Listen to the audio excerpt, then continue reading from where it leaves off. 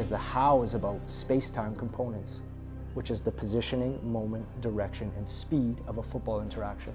And that's where the coach can make the difference in the margins. You don't get a choice on feedback. Like this conversation, there's two-way feedback. Your environment's constantly giving you feedback. If 75% of that football interaction is invisible, how are you raising the player's awareness to that?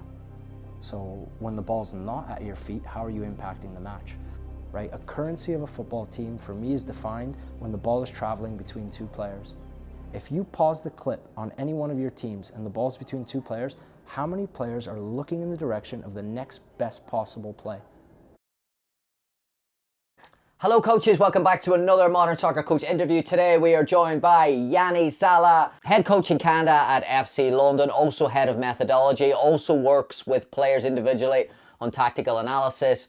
There's a ton of information coming at players these days on the tactical side, on the feedback side. So how do you communicate real detail in an efficient and clear way? Yanni's going to cover that today with individuals, with a team, in the feedback process and in-game communication as well, which we rarely talk about. Excited to hear your thoughts on this one. Please like if you enjoy. Please make sure you subscribe so you don't miss any more. Here's Yianni, enjoy.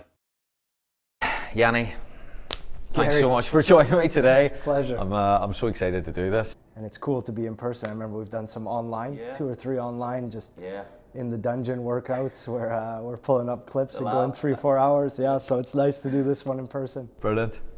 We had a great brief chat there off air about like the objectives of the conversation, and I think there is a stigma around, well, a lot of support, individual support around players and the role of the analyst and how the analyst moves and maneuvers and where the head coach and the analyst meet and all these things. We're going to get stuck in this today. We're going to start with the individual support role, which you do alongside your head coaching job at London FC as well, and your head of methodology there. We'll get stuck into all that there. But with your work with players, high level players remotely, what's the starting spot for that, for such a process focused, tactical focused guy? Great question. The start point has to be alignment. So what does the player want out of their journey? And what do I want? So a lot of people think game insight coaching or coaching in general is about transformation. I don't believe that. I think if the intention is transformation, it's a bit ego driven. It's transactional. And I don't mean that in the sense of you're going to give me something financially and I'm going to get something, or that type of exchange. It's transactional in terms of the tools we're going to share and how that progress is going to lead to a higher quality experience, higher quality life. So it's about being very clear on that. So what do you want out of this? What do I want out of this? And does it align? And then when we have that start point, then I think really cool things can happen. Yeah, just what you're saying there, the transactional piece. I want to, like, there's a big stigma around this here. I said that there, and part of it I think is like, okay, we always reference something that we have a half experience about, and some of it is this, like, okay, make me a highlight tape, and you make, I know you're laughing, you're like, geez, I do way more than that there. But if that's the kind of stigma we're trying to break, where it's actually more in depth, more detail, and you're trying to, again, bring the player into this, what does that look like when you start, the very business term, onboarding a player to this process? Like how deep do you go into the players? Like, do you start with positional? Do you start with a game model that they're working off? Do you dig into that, or what's that process? With the players that I'm working with, like as a head coach, let's say at FC London, the start point is always their strengths. What do they do really well? And before we start getting into the solutions or what they need to do on the pitch, it's what is their self-awareness of their strengths? What is their self-awareness of their weaknesses? Once you have that start point, then you can move on to, well, okay, Gary, you're on the pitch, you play beside Yianni. What is Yianni's strengths and weaknesses? So what I'm getting at is the self-awareness of the player comes first. So how do we amplify your strengths? Are you aware of them? And then how do we hide some of your weaknesses? And then do you know that about your partnerships? Do you know that about your closest mates?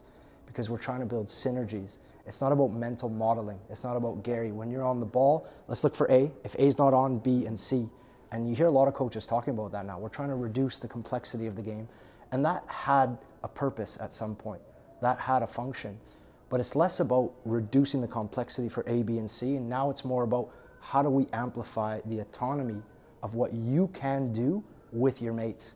because then it's not about predicting A, B, and C, even though A may be the best option. It may be about, we don't know what can happen next. And that's very difficult to prepare for oppositions. And that's also alleviating on the coach too.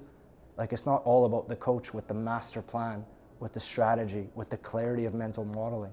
It's about the players owning that process.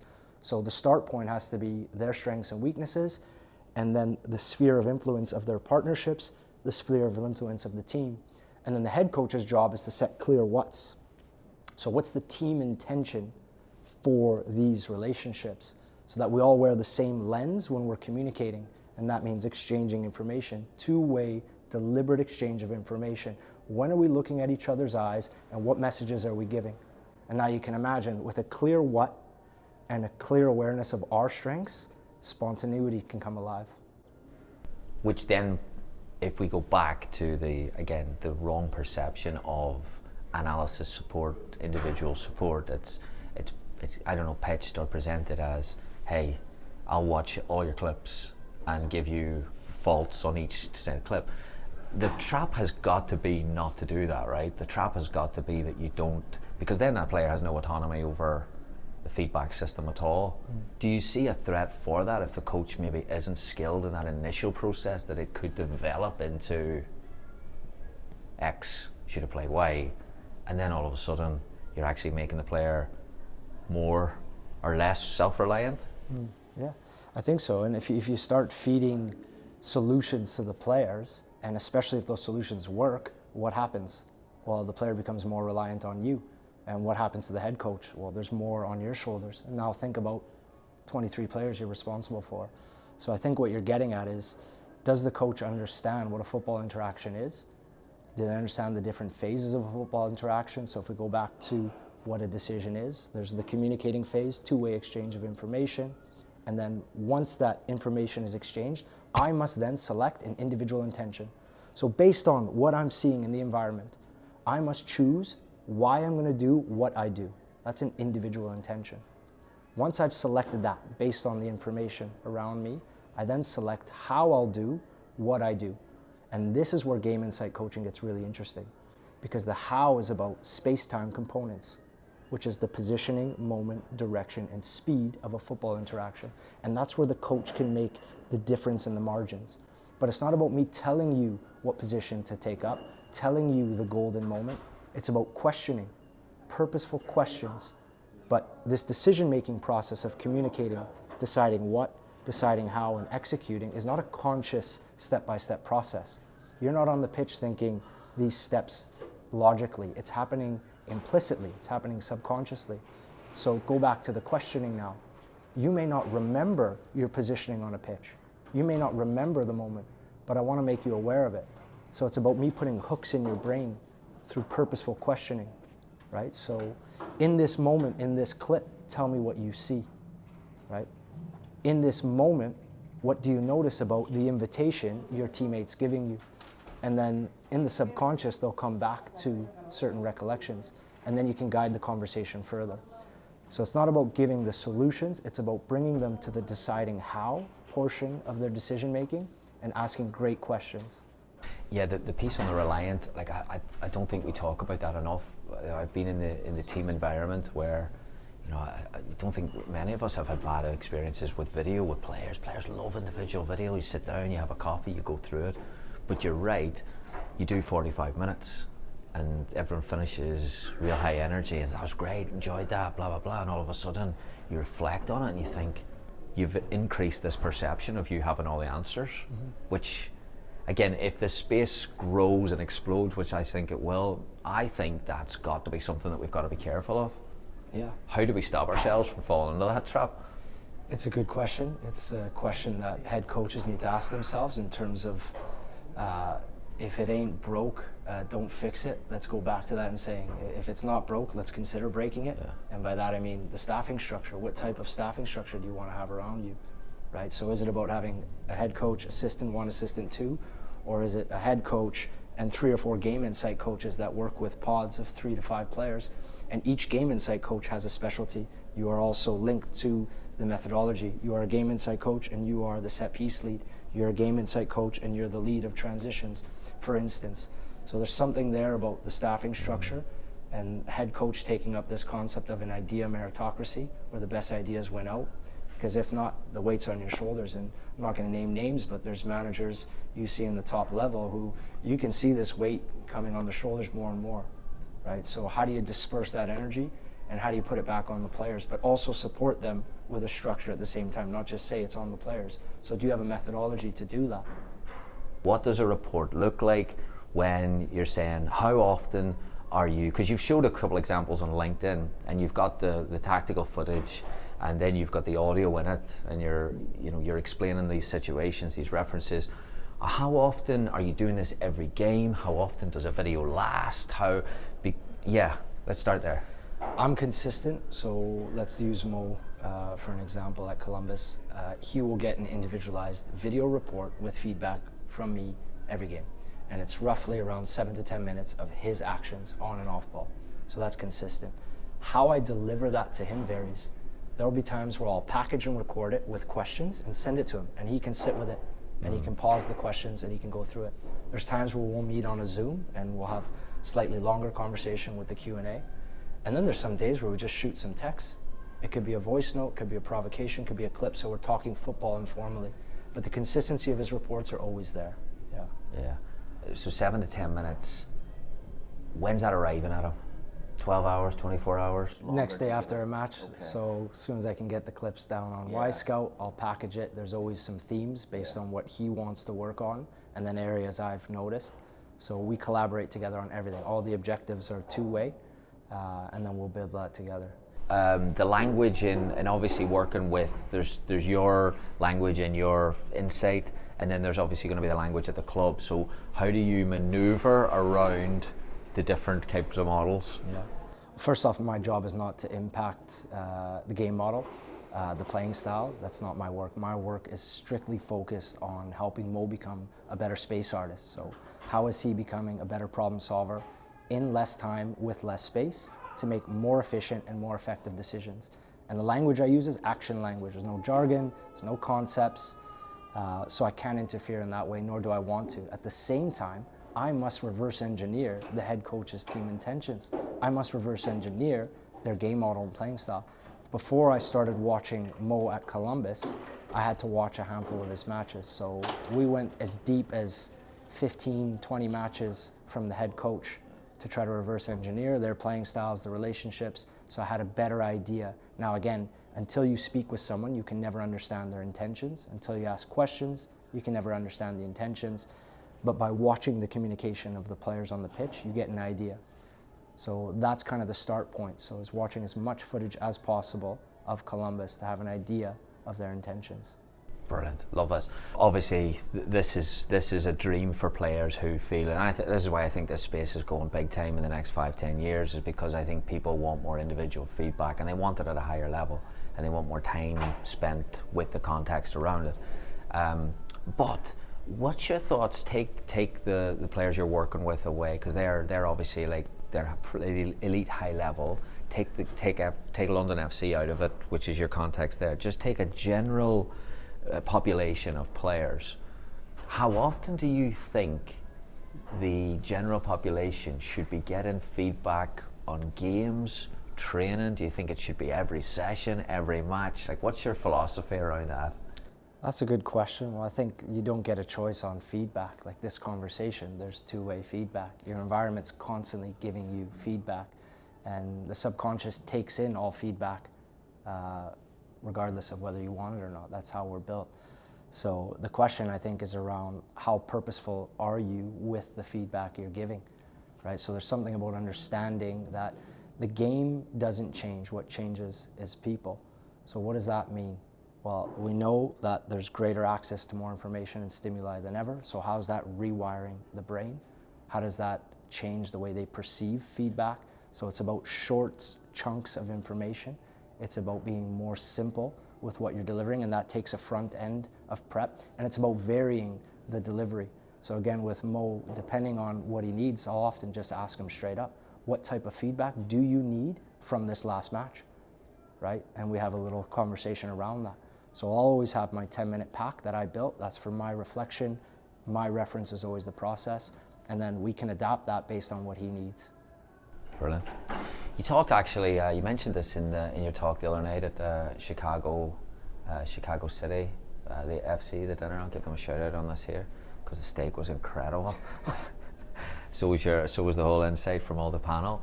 But you talked about the execution, focusing on the execution. You talked about the downside of focusing on an execution without looking at perception, decision. That loop is really like, again, going into the youth space and seeing how important that is around that. It's easier to put a drill and do 100 toe touches in a 5x5 square. It's easier to watch a video session and say, yeah, you should have kicked it with your left foot. Where should this start for a director and a methodology of, when you've got Wenger talking about the old clip of, like, listen, the foundation of the house is the technique, which we all know Wenger's thoughts on football, which is way beyond the action and decision and perception. He's led that massively. But when you hear technique is the foundation, 1,000 coaches go out and do juggling. How do you steer this into youth methodology, getting the analysis and the coaching methodology kind of lined up together better? That's a great question. And again, I think about the 4 phases of football interaction: the communicating, so exchanging information phase, deciding what, deciding how, which is the real game insight, position, moment, direction, speed. Once the deciding how is complete, then it's the executing of decisions. That's what we see. We see the ball leaving the player's foot.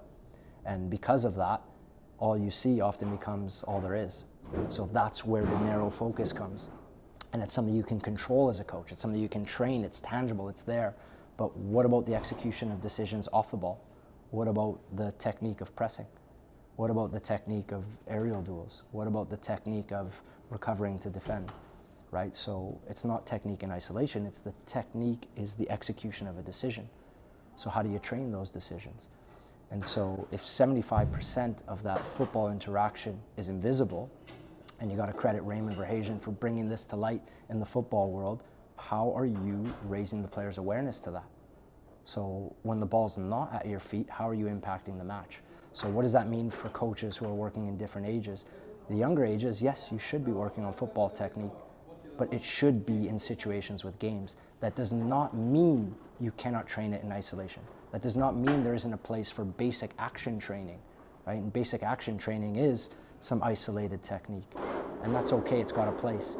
But if you want to improve technique, it's better to have decisions. It's better to have references. As you get older, up the age groups, it's more about team intentions, right? So what spaces we want to exploit or deny, and how are we going to prioritize that? Hello coaches, we'll take a quick break here. First off, thank you so much for all the support of Modern Soccer Coach. If you wouldn't mind giving this a like, making sure you subscribe, it would be huge. If you want to write a comment on what you think about the interview and anything that jumped out, that would be amazing too. So really appreciate all the interaction, really appreciate you sharing this with your coaching community. We're almost at 50,000 subscribers. We're almost halfway there. 100's our goal and we're almost there. If you're enjoying the content of Modern Soccer Coach, we're trying to put better content out all the time. If you're watching this on the day it's released, that is Monday, February 3rd, we have a brand new webinar released today, live webinar, and we'll put the replay out very quickly. Back 3, coaching with the back 3, with our special guest, Bernat Mosquera. So Bernat's going to look at in possession, how to coach a back 3, how to build up attack, midfield combinations, and I'm going to take a look at the defensive principles in a back 3. So overall, it's about an hour, 20-minute webinar, as much detail as we can get in that time. We will be joined by live coaches who have already registered, but if you're getting this and you didn't know anything about it and you want to watch the replay, I'll put it on the link below. Coaching your back 3, not just 3-4-3, but also taking into account 3-5-2, how to make it flexible, how to help with the build, how to help with the attack, how to help with the press, and how to help with the block as well, how to prevent just dropping into a back 5 if you can't press, being able to sustain more high pressure up the pitch. Ton of things in that. We're excited to put that out today. Please check it out on the link below. Thanks for all your support. Back to Yanni. I think what you're saying is the execution piece could be an isolated practice. There's a place for that, but then that's not, you've got to also be okay with the fact that you're overlooking two other key concepts. You said, I like the way that was put, it's like technique minus decision making, or minus decision one, or what Yeah, was that? if you want to work on the execution of a decision, which is football technique, you need all your references, right? You need the opposition, you need teammates, you need goals. If you remove a reference, it's football technique -1, or it's decision making -1, however you want to spin that, right? So it's important to understand that differentiation. But a lot of data is measured and allocated to decisions that are no context around everything you're talking about. So how where do you sit with data in, again, an individual report, a team report, or do you customize it, or how do you maneuver around that with? We use a simple concept, and anybody can use this at any level, is we track players' ability to face forward, in front, or in behind the opposition's last line. So, for instance, if I receive the ball and I'm able to face forward in front of the opposition's back line, we call that a play up. So you get a point for that. So why is that valued? Well, it's valued because two players made a purposeful interaction and you got closer to achieving the game's objective, which is scoring one more than the opposition. So what's happening on a deeper level? Well, before I received the ball and played to a teammate who can face forward, I had to look for information. I had to exchange eye contact. Before that teammate received in that value space, they had to do the same, right? So we can give a little check mark. So it kind of captures the invisible portion of the football interaction, right? So how many ways can you face forward, in front, or behind the back line? And then you can use that in your pre-meetings as well, right? You can pause a clip between player A and B before a potential opportunity to face forward in front of the back line, or a pass that was made in front or behind the back line, and you can ask the question, what can happen next, right? So with that, you start building situation action patterning as well, right? So it's a question of what do you see, what affordances can you pick up, and then you can get through to the game insight coaching on that too. I love this. You've prioritized the space there, right, in front of that back line, which, again, going back to session design, then does that lead into, or how many references, or how many do you have a hierarchy of decisions? Do you have a hierarchy of spaces on the pitch? Do you have a model? Does that extend into other spaces you're trying to do, or before or after? Yeah, so it's linked to what we said earlier. The coach's role is to set clear what's. So what is the team intention? What are we trying to do? So based on the back line of the opposition, are we trying to exploit in behind? Based on the spaces, are we trying to exploit in front? Right? That becomes the lens through which the team communicates. Once that's clear, the players then have the autonomy to make the best possible decision. How you specify the decision-making process is your principles, and every coach has different principles. And principles are simply tools that a coach will use because they believe that's the best way to get closer to the objective of the match. So how are you specifying your decision-making? So we'll use those tools. Diagonal passes. So before I receive, I will look for the best diagonal depth option. That's an oversimplified example. The use of a triangle or a diamond, right? So if I'm the highest player in the diamond, my teammate who's about to receive should look for me. And if we're watching film and we recognize that the player at the base of the diamond hasn't looked, if not, why not? That's a principle. So what did they miss? Did they miss the positioning of their communication? Did they miss the moment? Was there a direction issue? Or was it about the speed of where they communicated? So the principles help streamline the decision-making in relation to the team intention. These are so specific moments, action, that when you've got the analysis head on and you're working and you can go and zoom in to the camera, zoom out and take time. When you're now in the touchline, and let's say you're coaching a game, what do you rely on that from the analyst upstairs? Do you leave this whole process for a review? How do you manage this whole thing live, I guess? Well, we had a lot of constraints because we don't have an analyst up top in League One Ontario. We got some pretty big budget constraints in semi-professional football. So what we did live in-game was I had my assistant coach tracking how many times we faced forward, in front, or in behind the opposition's backline in a match. So I had that tablet live in front of me, which zones it was happening for us and against us. And what that helped me do was narrow my focus on what is the biggest priority. So are we not getting to the zones we want to get to? Or are we being threatened in specific zones? And then I'd have that in the back pocket ready to prioritize at halftime. And then my lens would be there. So I'm not trying to solve something in the build-up when maybe we actually could be exploiting in behind. So I'm reading 4-chain, 5-chain, and then we have principles around how we would look to exploit that. And the guys knew that as well. Martin O'Neill did an interview last week on the overlap, and he talked about when he played for Brian Clough, John Robertson was on one wing and he was on the other wing, and he got none of the ball and Robertson got all the ball. So at half time he would say to Clough, you need to get the ball out the left, and Clough was like, don't worry, it's going out the right, we're in a good spot. So when you're looking at that data, how do you balance between, hey, we're down in an area or where there's not a high volume in an area versus it's effective and working in another area? Are those based off of, do you look for a little bit more, not equality, but do you look for a balance there, or do you base it off a scout, or how do you manage that? First things first, that's a great point. If something's working, why would change it? And if something's hurting you, you need to fix it immediately. Ideally, you train in a way where the players are able to do that, right? Which is a different question. But to your point, you're really asking, what's your in-game methodology? And I'll never forget the time I was speaking with a mentor, Danny Worthington, who put a piece of paper in front of me. Shout out to Danny Worthington, yes, what a guy, yes. He put a piece of paper in front of me and he goes, what's your in-game methodology? And I just blanked. I'm like, well, what's that? What does he mean?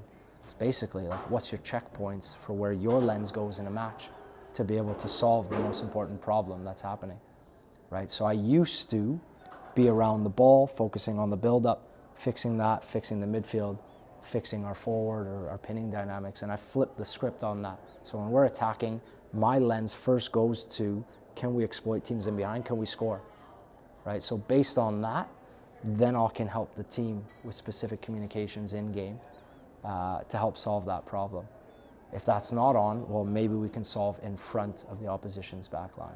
So you checkpoint the key spaces. Right? And ideally, I don't need to communicate to the players. That's what training's about. You should have players who have internal built checkpoints, right? And that comes back to the autonomy piece, right? Are they looking for the best possible pass? Have you given your players permission to make the best possible play at any given moment, right? And if everybody's doing that on the pitch, they're going to solve the problems automatically. Oh, this is a cracking topic, in-game methodology. When you were starting to implement that in-game methodology, was it something that was almost was it a checklist form? Was it a reminder? Did you have to, how did you develop a skill of moving away from, because the opposite of that is saying, sitting there with a grumpy head going, I told them to work on that all week and they didn't do it. You're actually having a process around how you're going to observe, observe, analyze, live time. Like that's a complex process. Yeah, you have to have a trained lens, because there's other interference, score line, or other things that can get in the way and gravitate your attention. Emotion, for sure. Yeah, and we've all been there, and you know what happens when adversity comes. It's like, how do you stay and maintain, think next action? And if you have a process, you're able to attune your attention to key and relevant information sources under pressure, right? And that's something I'm still working through and really hard on. And you got to model that for players too, because their mindset will also be undermined, right, in game. But by helping them understand that team intentions are variable, they can then stay in tune with the most important detail, right? And it all comes down to communication. When should you be looking and in which direction and why, right? A currency of a football team for me is defined when the ball is traveling between two players. If you pause the clip on any one of your teams and the ball's between two players, how many players are looking in the direction of the next best possible play? If not, why not? And where in the decision-making process do you need to sit down with those players and help them out? This is fantastic. So when you're then upskilling those players in decision making, that's a great point. Like, I think coaches will resonate with that, because I don't look at that. Ball travels, there's a big highlighter around the ball all the time. Again, you talked about a trained eye, with the work with, again, elite players of analysis, and this is something I learned in analysis. Like, the more I did it, the better I got. The more people challenge your work, the better you get. But someone who's going to watch this is going to be sitting at 22 years of age and say, I actually want to do that at a high level. How do you get a trained eye? How do you get a challenge? Truth is, who's giving you feedback? Like, who you're turning to for feedback. I remember a time again when I was watching clips and I was stuck in some moments when certain mentors were asking me, what do you see? And my lens was just kind of all over the place. So I remember a period where I used to pause the PVR back in the day and just watch a still image, and then reverse engineer every single player. So I'd be watching their body orientation, I'd be watching their lens, like, why is this player positioned here? What is the cause and effect of that position on their direct opponent? And how does that link to their partnerships? But I was all over the map. I didn't have a clear methodology. So again, it wasn't until I sat down with certain mentors and leaders that helped me kind of develop a process, line by line methodology, front to back, right? So what is the opposition doing? Yes, and then going from there to reverse engineer. The other thing as well is like, okay, so, and I go from this a lot because I grew up, like that resonates with me, the stuff on pause and stuff. I grew up with a VCR probably 15, 20 years before you, and I was looking at videos, going back and rewinding, and the screen was chopping and stuff like that. But what that did was it gave me, I had to watch full games, I had to watch highlights, I fell in love with clips, attacking clips. If I designed a session, and I had to design a session right now, it would be an attacking session without a doubt. It would be a goal scoring session, because I've watched growing up was goals, that's impacted me. But today's coach and tomorrow's coach is going to be impacted by, they're going to look at that and say, oh no, I can get that on TikTok. So they're going to go from a 7-second clip or a 13-second clip. So do you think that, like, what impact does the current, not social media, I don't want to go down that, but what impact does the current information consumption habits going to have on the next, like, are analysts pushing upstream? Is it going to favour a certain personality to go in, or what's your thoughts on that?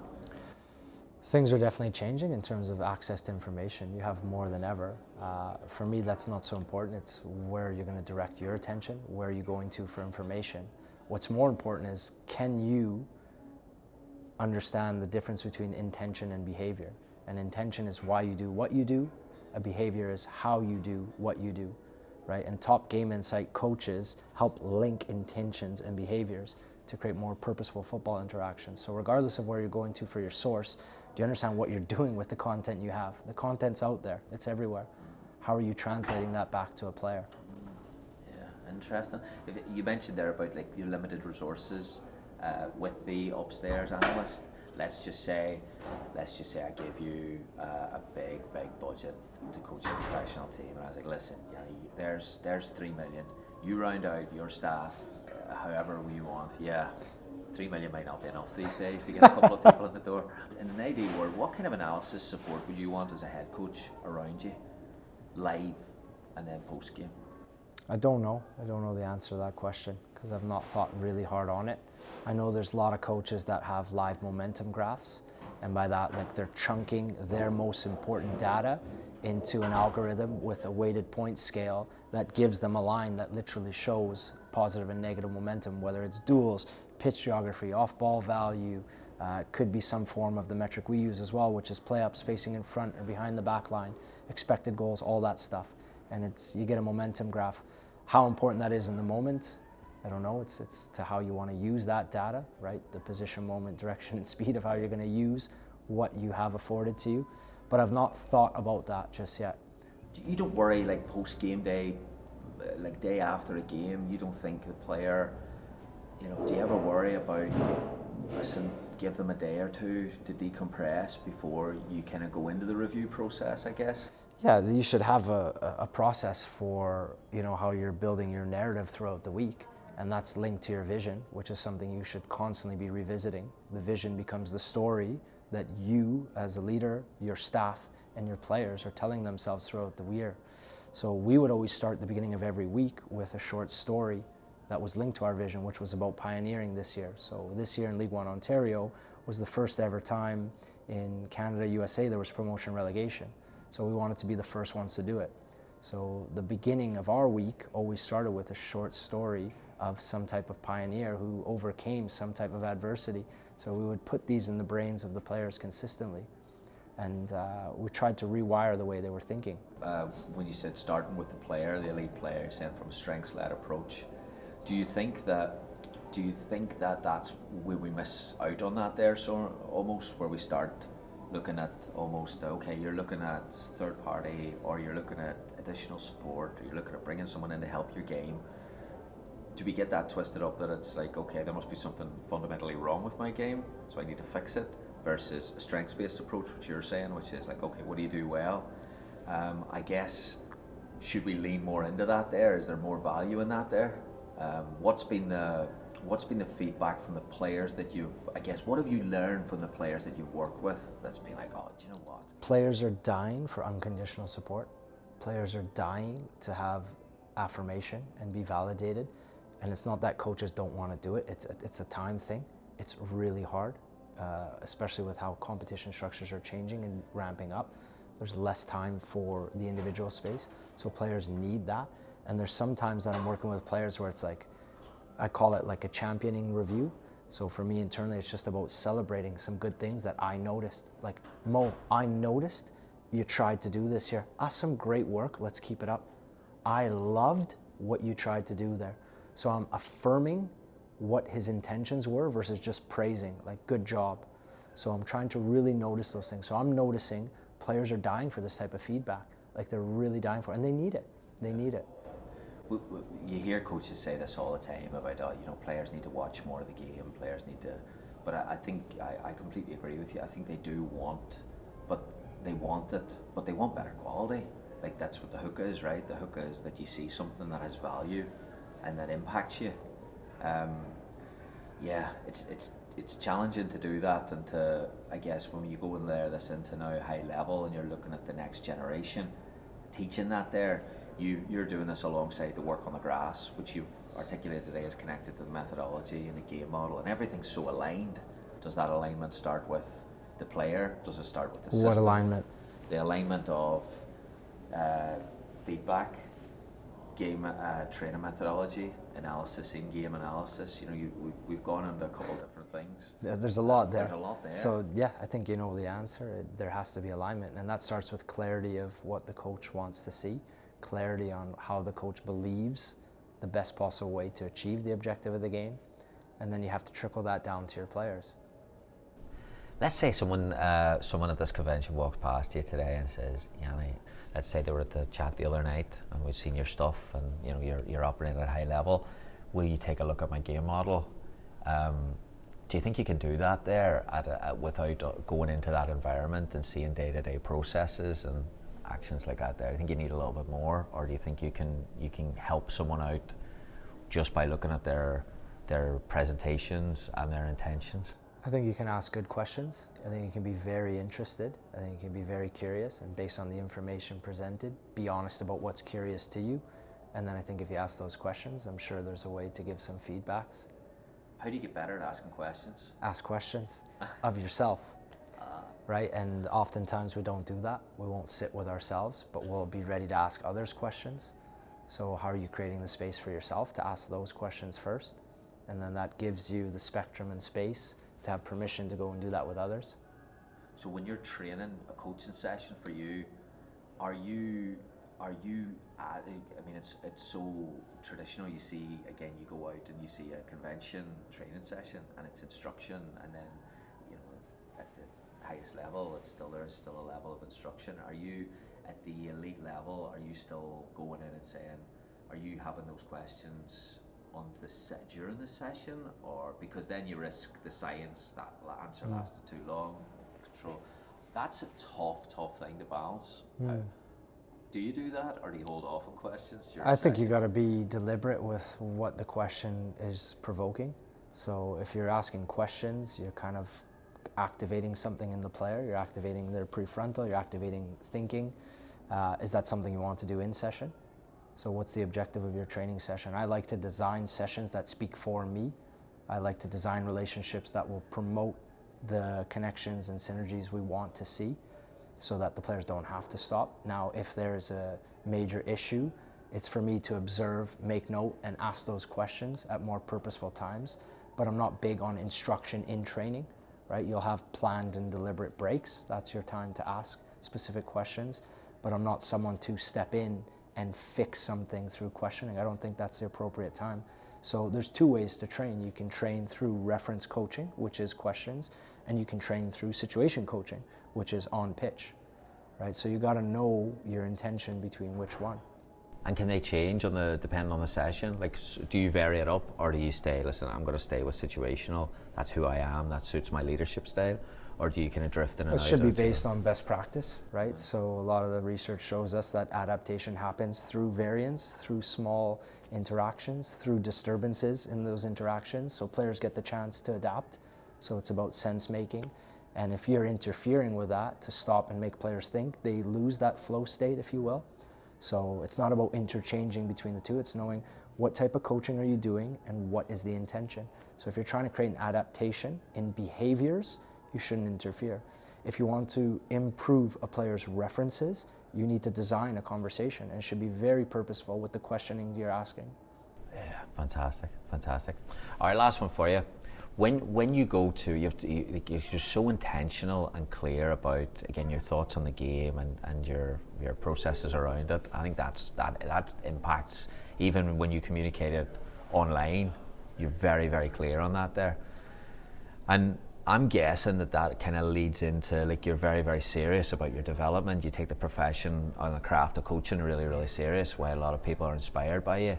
When you come to an event like this here, how did, we find ourselves drifting? I do it myself, drifting into, I went and done a futsal thing this morning, but I did it for a reason. Where do you drift in these things? Where do you find yourself going? I have some intentions for the day, like I'm going to check out some speakers and some spaces. But the last few days I've been very curious about different people who are kind of here on their own and wondering why they're here. And I'll go and approach, and this is the serendipity aspect, different coaches to ask, why are they here? Who are you here with? What's your badge? Oh, okay, that club. What city are you from? Just to see where those conversations go. So I think a lot of people come to these places looking to get something from it. And I'm just trying to make connections to try to find, the version of me from 10 years ago that was maybe here and kind of timid and didn't know who to speak to or how to network. So I'm just trying to provoke different people in different situations. So I'm always somebody who, if the group's going this way, I'll go the other direction. So I'm gravitated towards people who are here on their own. So why are they here on their own? Well, they want to progress. They want to help their players, but they may not know how to interact in spaces like this. It can be very intimidating. I remember the first time I came to these conferences, it could be scary. So it's about trying to find those people, ask questions, and you don't know what can happen from there. You offer your support, you offer your contact, and then they're going to ask you questions, very simple questions, and that's going to force you to improve your explanatory theory, your ability to explain things, right? So you can use their questions to help improve your simplicity, which leads to the clarity. Wow, that's really interesting. Is that your personality then, in terms of, like, is that something that you're deliberately working on? Like, when you get here, do you have a coffee, get into the elevator and go, all right, there's a deliberate attempt to do that? Or is that something you're just like, some people are just, Irish people sometimes go, hey, how you doing? I don't know. I think by nature I'm quite introverted, and I always try to go back to, like, I came from nothing in the coaching sphere. Like, when you come from Winnipeg, Manitoba, it's -40 in the winter. It's 7 hours either direction in the province for meaningful competition. Like, no coach is getting out of Winnipeg, right? There's a few coaches in the last little while that are making the journey, but it's really freaking hard. So I always take the lens of, like, who here is coming from a place where maybe they don't have the confidence that other people have here, or who here is coming from a place where they don't have access to knowledge circles. And so I was very lucky at different points in my career to somehow be fortunate enough to meet certain people that shared information. And I feel a big responsibility to do that, especially at these events. Yanni, Gary, listen, round one, we're going to do another one. For sure, we must. This is fantastic. Thanks so much. It was great to connect with you, and thanks for jumping on. Likewise. At short notice. Thank you for the value you're putting out. We really appreciate it. Top class. Nice one.